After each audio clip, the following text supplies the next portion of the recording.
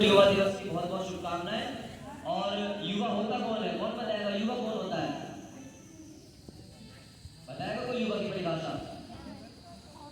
देखिए युवा कौन होता है, हम क्या समझते हैं कि जो 18 साल का हो गया है, 20 साल का हो गया है, 22 साल का है, 25 साल का है, वो युवा है। लेकिन आज तक हम ये गलत परिभाषा पढ़ते हुए आए हैं। युवा वो नहीं है जो 18 साल का हो गया है, 20 साल का हो गया है। मान लीजिए आपकी उम्र 20 साल की हो गई है, लेकिन क्या कर रहे हैं आप? सुबह सो के उठ रहे हैं 12 बजे, खाना खा रहे हैं 2 बजे, फिर सो गए 3 बजे, फिर रात को उठ रहे हैं, बाहर घूमे मस्ती के लिए, फिर सो गए, फिर सुबह 12 बजे उठ रहे हैं। ये युवा के लक्षण है? नहीं है। युवा कौन है?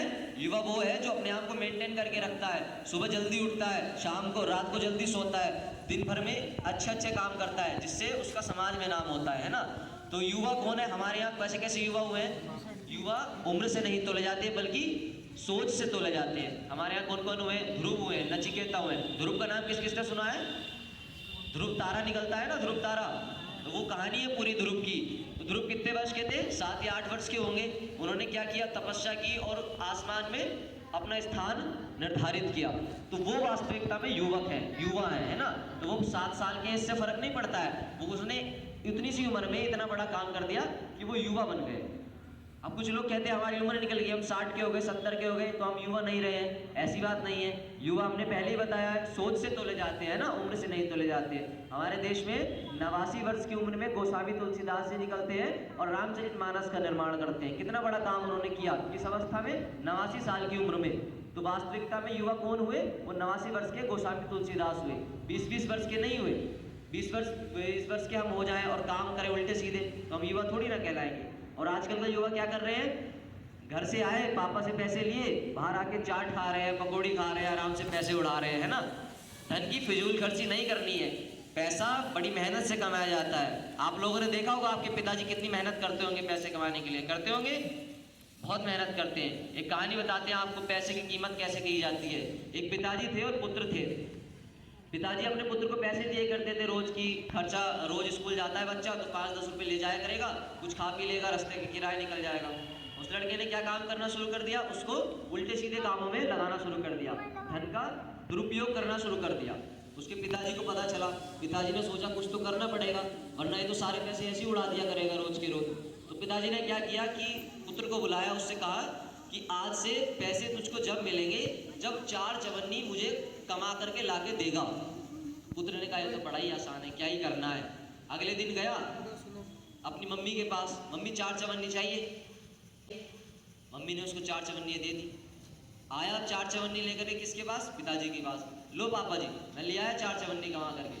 अब पापा जी बैठे थे किसके पास? भट्टी के पास। पापा ने 4 चवन्नी ली और भट्टी में फेंक दी। पुत्र को बड़ा दुख हुआ, यार ये क्या हुआ, मैं पैसे लेकर आया और पापा ने इसमें फेंक दिए। चलो कोई बात नहीं। पापा ने कहा कल को फिर से कमा करके लाना। अब बेटा गया, अब की बार किससे मांग लाया? अब की बार दादी जी से 4 चवन्नी मांग लाया और ला करके पिताजी को दी। लो पिताजी, ले आया 4 चवन्नी।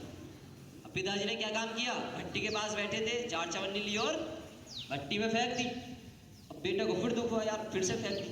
अब पापा जी ने क्या कहा? कल फिर से कमा करके लाना। अब वो लड़का फिर से गया। उन्होंने, उस लड़के ने सोचा ऐसे तो काम चलने वाला है नहीं, अब की बार कमा करके लाना पड़ेगा। अब वो लड़का जाता है, वो कमाता है, पूरे दिन भर मेहनत करता है और शाम को उसकी मजदूरी मिलती है 4 चवन्नी की। अब वो पापा के पास अगली सुबह जाता है और कहता है लीजिए पिताजी, आज मैं कमा करके लाया हूँ 4 चवन्नी। अब पिताजी ने क्या काम किया? चवन्नी ली और भट्टी में जैसे फेंकने वाले थे, बेटे ने पिताजी का हाथ पकड़ लिया कि पिताजी ये क्या कर रहे हो आप? ये मैं सुबह से लेकर शाम तक पूरे 12 घंटे मेहनत करके इस 4 चवन्नी को कमा करके लाया हूँ और आप इसको भट्टी में फेंक रहे हो। तो पिताजी ने कितना सुंदर जवाब दिया। पिताजी ने कहा बेटा, जब तू मम्मी से लेकर के आया और मैंने उसको भट्टी में फेंक दी तब तूने मुझे नहीं रोका। जब तू दादी से लेकर आया 4 चवन्नी, तब मैंने भट्टी में फेंकी 4 चवन्नी, तब तूने नहीं रोका। लेकिन आज तो अपनी मेहनत से कमा करके लाया, इसलिए तुझे आज ज़्यादा दुख हो रहा है कि मेरी कमाई हुई चवन्नियों को भट्टी में फेंका जा रहा है। दोस्तों, पैसे की कीमत हमें तब पता चलती है जब हम उसको खुद मेहनत करके कमाते हैं। तो हमारे पिताजी, हमारी माताजी बहुत मेहनत करती हैं हमें पढ़ाने के लिए, आपको स्कूल भेजने के लिए, और हम क्या करते हैं? हम उस पैसे को लेते हैं और उल्टे सीधे कामों में लगाते हैं। आजकल के युवा क्या कर रहे हैं? नशे की गिरफ्त में पड़ रहे हैं, है ना। नशे की गिरफ्त में कैसे पड़ रहे हैं? घर से पैसे लाते हैं किसी और काम के लिए, कॉपी खरीदनी है, ये करनी है, और बाहर जा करके दुकानों में चले जाते हैं, नशे की गिरफ्त में चले जाते हैं, सिगरेट पीते हैं, दारू पीते हैं, इतने ये बुरे बुरे काम में लग जाते हैं। तो पैसे का दुरुपयोग हो रहा है। हमारा देश किसका देश है? सुभाष चंद्र बोस जी का देश है, महात्मा गांधी जैसे नेताओं का देश है, महापुरुषों का देश है, स्वामी विवेकानंद जैसे महापुरुषों का देश है। स्वामी विवेकानंद जी की एक कथा सुनाता हूँ आपको। स्वामी विवेकानंद जी अमेरिका के शिकागो धर्म सम्मेलन में गए। उस धर्म सम्मेलन में सब देशों के व्यक्ति आए थे और सब देशों के व्यक्ति आकर के अपनी अपनी बात वहाँ पर रख रहे थे। सब देशों के वहाँ गए। स्वामी विवेकानंद जी भारत से गए। किस वेशभूषा में गए थे? किसी ने उनका फोटो देखा है, चित्र देखा है स्वामी विवेकानंद जी का? किस में रहते हैं वे? एक धोती लपेट के रहते हैं, ऊपर से एक धोती ओढ़ लेते हैं, है ना, सामान्य से वेश में, साधु संत के वेश में वे गए और यहाँ से भगवत गीता लेकर के गए। भगवत गीता आप सभी को पता होगी, है ना। तो सभी लोग वहाँ गए, अपने अपने ग्रंथ लेकर के गए। सब अमेरिका से जो आया वो अपने ग्रंथ लेकर के गया, जापान से आया अपने ग्रंथ लेकर के गया, और सब अपने ग्रंथों को एक के ऊपर एक रखते चले जा रहे थे, है ना। अब सब क्या कर रहे थे? जो भी आ रहा था नीचे से अपना ग्रंथ निकालता, उसको सबसे ऊपर रख देता कि मेरा ग्रंथ सबसे बड़ा है। जो भी आता, जापान वाले आए उन्होंने अपना ग्रंथ रख दिया, है ना, चीन वाले आए उन्होंने अपना ग्रंथ ऊपर रख दिया। लेकिन स्वामी विवेकानंद जी आराम से बैठे थे, वो कुछ नहीं बोले। सबकी अपनी अपनी बारी आई, सब बोले। अमेरिका वाले आए, उन्होंने कहा देखो हमारा ग्रंथ सबसे ऊपर है तो हम सबसे बड़े हुए। चीन वाले आए, हमारा ग्रंथ सबसे ऊपर है, हम सबसे बड़े हुए। अब स्वामी जी की बारी आई स्टेज पर जाने की। स्वामी जी वहाँ पहुँचे। स्वामी जी ने कहा कोई भी वृक्ष, यदि पेड़ है, पेड़ खड़ा है तो वह किसकी वजह से खड़ा है? जड़ की वजह से खड़ा है। अगर जड़ काट दी जाए तो पेड़ खड़ा रहेगा? नहीं रहेगा। तो स्वामी जी ने कहा ये भगवत गीता जो सबसे नीचे रखी है, अगर मैं इस भगवत गीता को नीचे से निकाल लूं तो आपकी सारी पुस्तकें धड़ाम से नीचे गिर जाएंगी। तो सब धर्मों का, सब संस्कृतियों का आधार क्या है? भारतीय संस्कृति है। तो अगर वो उस पुस्तक को निकाल ले तो सारी पुस्तकें नीचे गिर जाएंगी। तो सभी लोग वहाँ ताली बजाने लगे। उन्होंने कहा वास्तव में भारतीय संस्कृति सबसे महान संस्कृति है। हमारा देश स्वामी विवेकानंद जैसे महापुरुषों का देश हुआ है। और आज जब वो ऊपर से, जब वो उनका स्वर्गवास हो गया, वो ऊपर चले गए, आज जब वो ऊपर से देखते होंगे, क्या सोचते होंगे कि जिन युवाओं के लिए, जिस देश के लिए मैंने अपने शरीर को त्याग दिया, मैंने अपनी सारी ऊर्जा को इस देश के लिए, युवाओं के लिए लगा दिया, और उस देश के युवा आज क्या कर रहे हैं? नशे की गिरफ्त में पड़ रहे हैं, सिगरेट पी रहे हैं, बीड़ी पी रहे हैं, तंबाकू खा रहे हैं। दोस्तों, में खुद से बदलना होगा, और खुद से बदलने के लिए क्या करना होगा?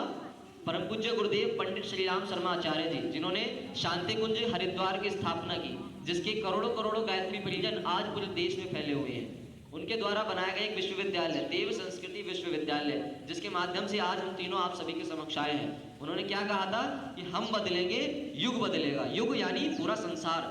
तो अगर मैं आपसे कहने लगूं, इन भैया से कहूँ कि आपको इन्हें बदलना है, इन्हें ठीक करना है, तो ये इन्हें बदलने के लिए कहते रह जाएंगे, लेकिन ये बदलेंगे नहीं। आप सभी से कहो एक दूसरे को बदलना है, तो नहीं बदलेंगे। लेकिन यदि आपसे कहा जाए कि आज आपको घर जाकर के खुद को बदलना है ना, सब अपने अपने को बदलेंगे, तो कल सुबह जब आप यहाँ प्रार्थना में बैठेंगे तो सब के सब सुधरे हुए मिलेंगे। मिलेंगे कि नहीं मिलेंगे? तो उन्होंने नारा दिया है कि हम बदलेंगे, युग बदलेगा, हम सुधरेंगे, युग सुधरेगा।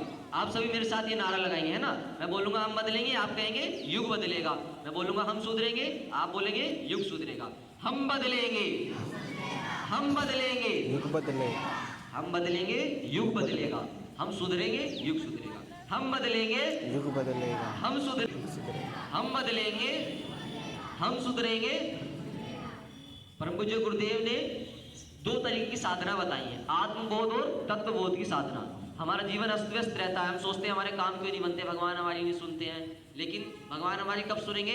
जब हम खुद की सुनेंगे, है ना। अब हम सुबह से शाम तक ऐसे ही अस्त व्यस्त घूमते फिरते रहते हैं, और दोष किसको देते हैं? ऊपर वाले को देते हैं, भगवान को देते हैं, अल्लाह को देते हैं कि हमारी नहीं सुनता है ना। तो हमें क्या करना है? पहले खुद को सुधारना पड़ेगा। जब हम खुद सुधर जाएंगे, खुद पर ध्यान देने लगेंगे, तो भगवान भी हमारी ओर ध्यान देने लगेंगे। तो गुरुजी ने दो तरह की साधना बताई, एक आत्मबोध की और एक तत्वबोध की। किस चीज की?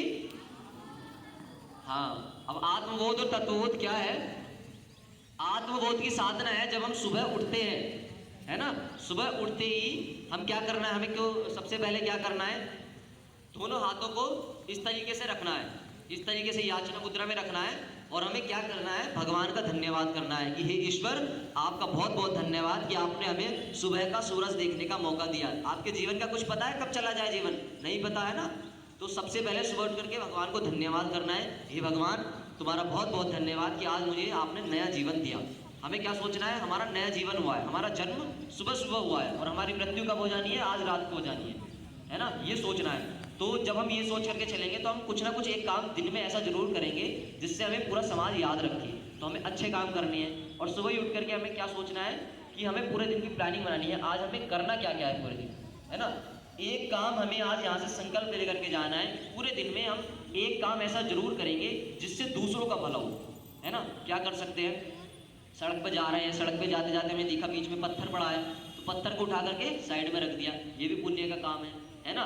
कोई बूढ़ा आदमी सड़क पार कर रहा है, उससे पार नहीं हो पा रही, उसका हाथ पकड़ के सड़क पार करा दी, तो ये क्या हुआ, ये पुण्य का काम हुआ।